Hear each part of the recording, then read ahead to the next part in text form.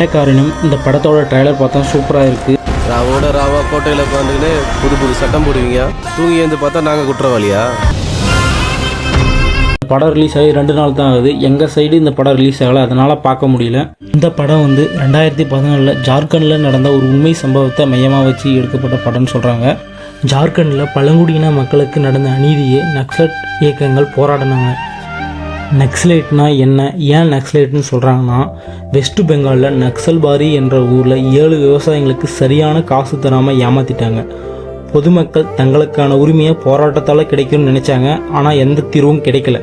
அதிகார வர்க்கத்துக்கு எதிராக தங்களுக்கான உரிமையை தாங்களே சண்டை போட்டு எடுத்துக்கணும்னு நினச்சாங்க.